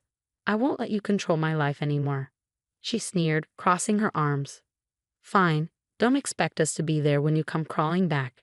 You're making a huge mistake, Anna. Don't come running to us when your selfishness catches up to you. Her words were sharp, designed to wound, but for the first time, they didn't cut as deep. Instead, I felt an unexpected sense of liberation, as if a weight I'd carried for years was finally lifting. I didn't need her approval anymore. This was my life, and I was finally claiming it. After my mother stormed out, I stood motionless in a quiet apartment, letting the gravity of what had just happened settle over me. My cheek still stung from her slap, but it paled in comparison to the clarity that had just taken root. I had spent my entire life striving to be the perfect daughter, the dependable one, the provider. But to them, I was never more than a means to an end. That evening, Daniel came over to finalize wedding plans. The moment he saw my face, his brow furrowed in concern. He stepped closer, gently brushing his fingers against my cheek. Lindo, what happened? I tried to hold it together, but my voice wavered as I recounted everything. My mom came over. She slapped me and demanded I use my savings to bail out the family business, right before our wedding. Daniel's face darkened, his jaw tightening. He pulled me into his arms, his embrace firm yet comforting. Anna, he said softly but with resolve, you don't deserve this. You've given them so much, and they just keep demanding more. It's not fair. I know, I whispered, my voice barely audible. But it's hard. I've spent my whole life trying to make them proud, trying to be the one they could count on. And now, it feels like they've never seen me as anything more than a source of support. He cupped my face, his eyes meeting mine with a tenderness that melted my defenses. You're not just their support. You're a person, Anna. You have dreams, and those dreams matter. You don't need to feel guilty for choosing yourself. His words, simple yet powerful, struck a chord deep within me. For the first time, I felt truly seen. Daniel wasn't just my fiancé, he was my safe haven, the one person who stood by me unconditionally. We spent the rest of the evening together, going over wedding details and talking about our future. For once, I felt like I was moving forward, unburdened by the expectations that had always held me back. In the days leading up to the wedding, the messages from my mother didn't stop. Texts, voicemails, emails, they poured in relentlessly, each one more intense than the last. Anna, you're making a huge mistake, one read. When this wedding falls apart, don't expect us to welcome you back. Family comes first, and you're putting yourself above everyone else. I deleted the messages without responding. The guilt and shame she tried to heap upon me no longer had the same power. Choosing myself wasn't selfish, it was necessary. The night before the wedding, my Aunt Julia called. She had always been one of the few family members who genuinely cared for me. Anna, she said gently, I've heard about everything with your parents. I just want you to know that you're doing the right thing. You've given so much to this family, and you deserve to be happy. A lump formed in my throat. Aunt Julia's words were a balm to my soul. Thank you, I whispered, my voice thick with emotion. It's just hard. Letting go of everything I've done for them feels like abandoning who I've always been. You're not abandoning who you are, she replied. You're finally embracing who you've always been meant to be. Choosing yourself isn't wrong, it's brave. Her words stayed with me as I prepared for my wedding the next morning. A surprising sense of calm washed over me. Gone was the usual anxiety that accompanied family gatherings. Instead, there was quiet determination. This day was for Daniel and me, a celebration of a life we were choosing together.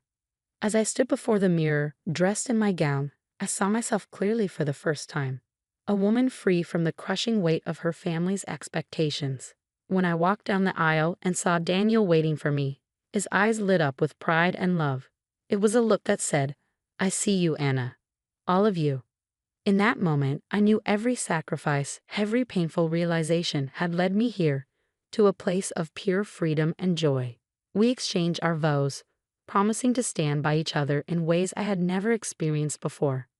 Daniel's words about supporting my dreams and valuing me for who I was, not what I could provide, felt like a soothing balm, healing years of pain. The reception that followed was small, intimate, and filled with genuine love. Surrounded by people who celebrated me simply for being myself, I felt at peace. For the first time, I was living a life on my terms. In the days after the wedding, Daniel and I packed up and moved to Austin. It was the start of a new chapter, a fresh beginning in a city where we could build a life free from the shadows of my family's demands. The transition wasn't without its challenges. Just days after settling into our new apartment, I received another message from my mother. It was blunt, harsh, and filled with accusations. "You've abandoned your family. You chose yourself over us. When things go wrong, don't expect us to be there for you." The words stung, but this time, they didn't carry the same weight. I read them with a newfound resilience, recognizing the same manipulative tactics I've faced my entire life. Guilt-laden words meant to reel me back under their control. But now there was no pull, only a quiet strength, a certainty that I'd made the right choice. Daniel noticed the change in me one night as we sat on our balcony, overlooking the Austin skyline. He wrapped his arm around my shoulders and said, "Anna, I'm proud of you. I know it hasn't been easy, but you've come so far. You're free from all of that now." His words were simple, but they filled me with a sense of accomplishment I hadn't realized I was craving. For years, I've been the perfect daughter, the unwavering supporter, bearing the weight of my family's expectations. But now, for the first time, I could breathe. I could live for myself. Weeks turned into months, and life with Daniel felt like everything I had ever hoped for. We spent our days dreaming about the future, planning our next steps, and talking about starting a family someday. Our life was simple, but it was ours, untainted by the toxic cycles I had left behind. One afternoon, I received an unexpected call from my cousin Adam. "Anna," he said, his voice filled with genuine remorse. "I just wanted to say I'm sorry. I've heard everything that happened, and I don't know why they treated you that way. You've always deserved better." Hearing those words brought a lump to my throat. I hadn't expected an apology, let alone validation from someone within my family. "Thank you, Adam," I replied softly. "It's been hard, but I'm finally in a place where I feel free." Adam's words reminded me that, while my parents remained distant, there were still people in my family who cared. Over the following months, I began to rebuild relationships with those who had always seen me for who I truly was: Aunt Julia, Uncle Jacob, a few cousins, and close friends. They became my extended family, the ones who celebrated my joy without strings attached. However, my relationship with my parents remained strained. I couldn't forget the years of manipulation, the slap, or how they had always prioritized Matthew. Every time I considered reaching out, memories of the endless sacrifices and the pain resurfaced. Deep down, I knew I couldn't return to that cycle. My life, my peace, depended on setting firm boundaries. Months after the wedding, I received one final message from my mother. It was short, almost desperate. "I miss you, Anna. Please call me." I stared at the screen, feeling a familiar pang of guilt, but this time, I didn't waver. I glanced around at the life Daniel and I had built, the peace, the independence, and I knew exactly what I needed to do. I replied with a message that was both kind and resolute. "I'm happy with the life I've built. I can't go back to what it was. I need to move forward." As I pressed send, a wave of closure washed over me. It was a quiet victory, a final release of the past and all its burdens. I had chosen myself, my happiness, and my future. I looked at Daniel, at the life we were building together, and for the first time in my life, I felt truly free.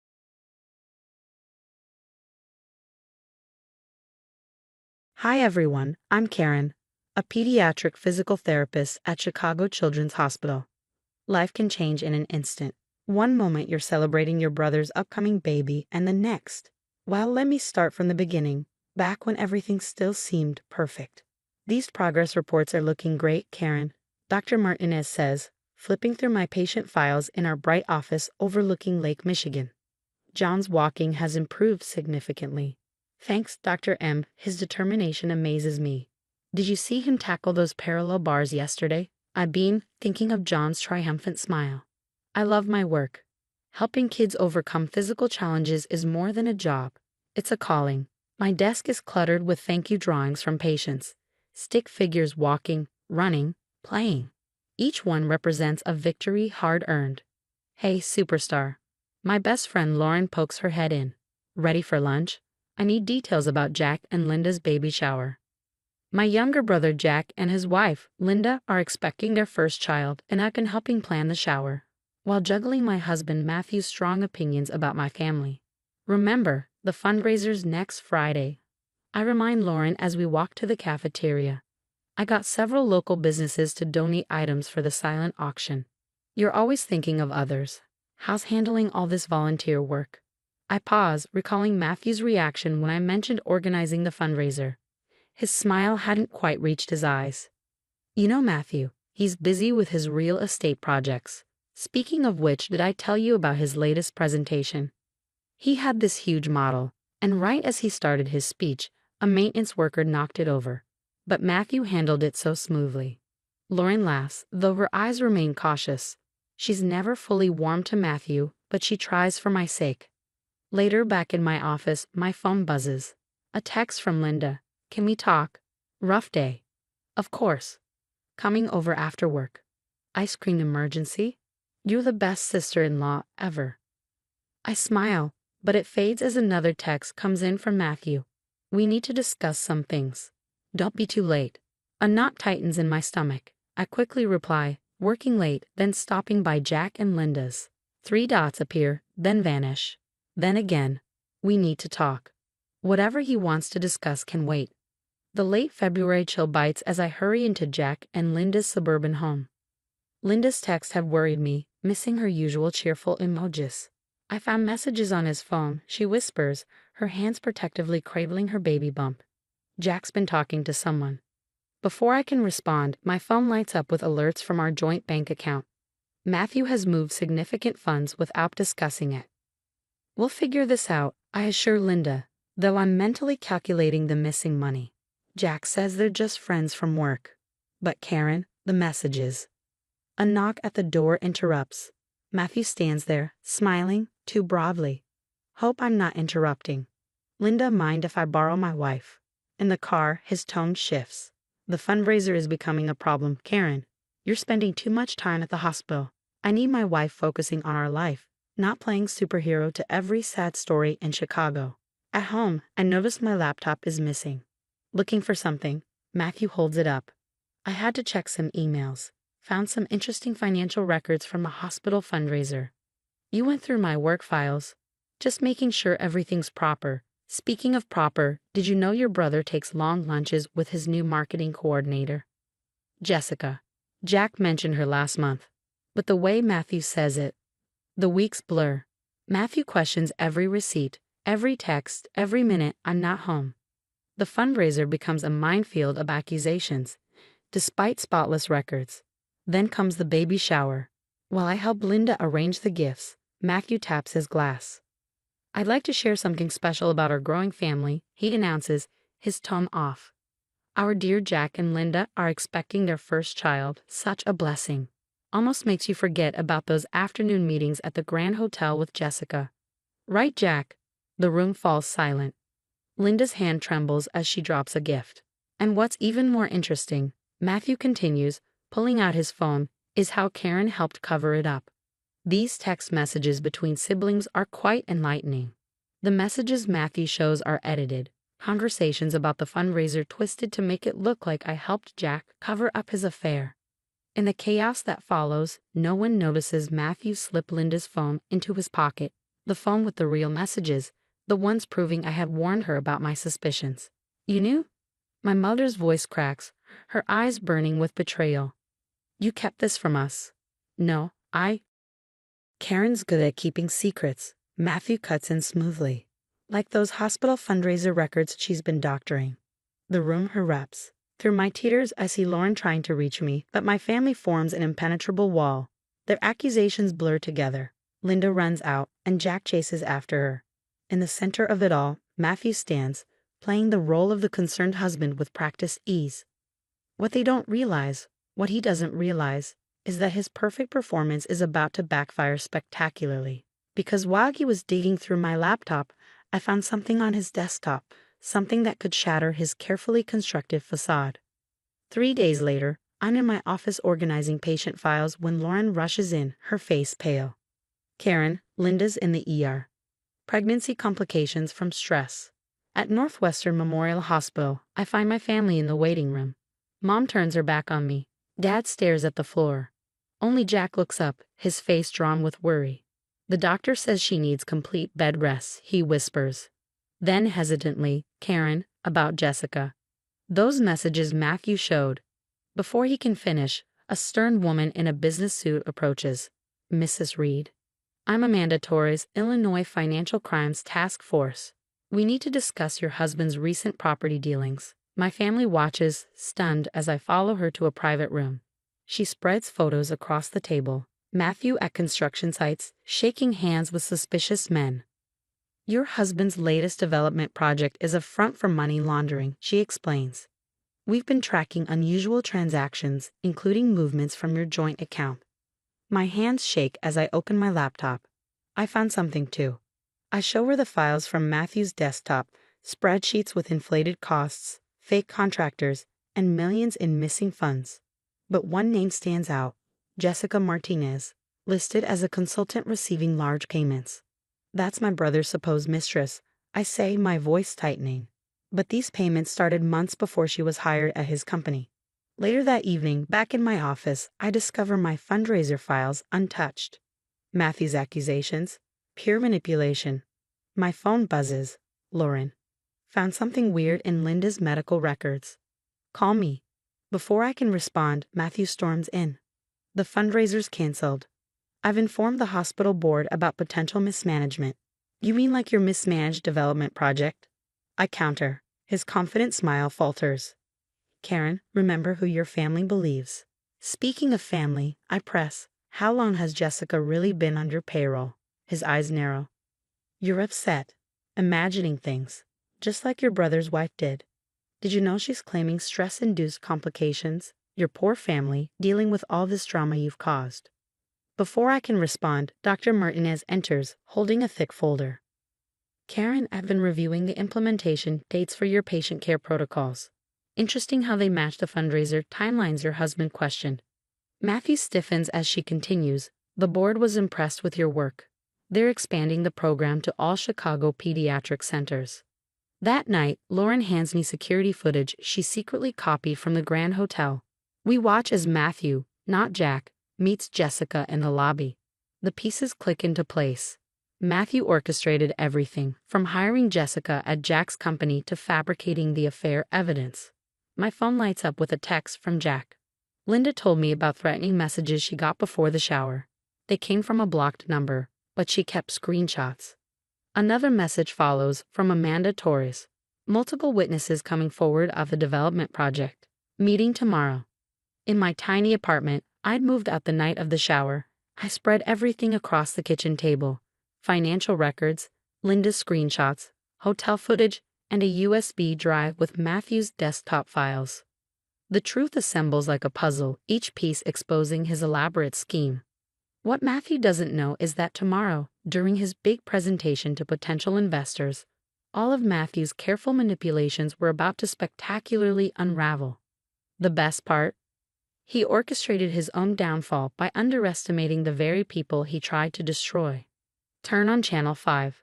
Lauren bursts into my office, breathless. They're covering everything, the money laundering, the fake contractors, even Jessica's role as a paid imposter. I quickly switch on the TV. There it is, Matthew's crimes laid bare for all of Chicago. The morning's investment presentation had gone exactly as planned. While Matthew confidently pitched his latest development project to investors, Agent Torres and her team waited in the wings, ready to strike. My phone buzzes. It's a text from Linda. In labor, get to Northwestern Memorial now. Hours later, I'm holding my new niece while Linda rests peacefully. Jack hasn't let go of her hand since the delivery. Karen, Jack's voice cracks, his eyes filled with gratitude. Those screenshots Linda saved. I can't believe Matthew hired Jessica to pretend. We were so blind. What matters is the truth came out, I say, squeezing his shoulder. I glance at the baby in my arms and smile. How's my favorite niece doing? Linda smiles weakly. We're naming her Hope, because you never lost it, even Mummy doubted you. Mom and Dad arrive, awkwardly hovering in the doorway until Dad steps forward. Princess, we saw the news. All those fake documents Matthew planted about the fundraiser. The edited messages, his voice breaks.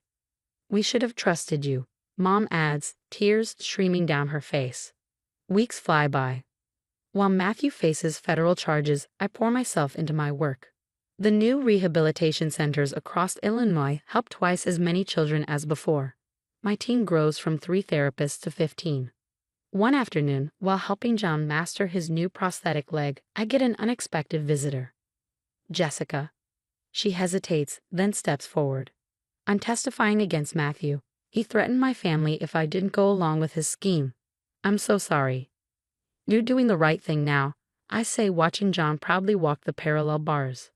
The final blow to Matthew's reputation comes during his sentencing. The judge reads victim statements not just from defrauded investors but from families who lost their homes due to his predatory schemes. Your Honor, I testify, my voice steady. While Matthew accused me of mismanaging hospital charity funds, he was stealing from Chicago's most vulnerable citizens. 6 months later, I'm delivering the keynote speech at a pediatric rehabilitation conference in Boston. My innovative therapy programs are being adopted nationwide. Linda and baby Hope sit in the front row, while Jack records proudly on his phone.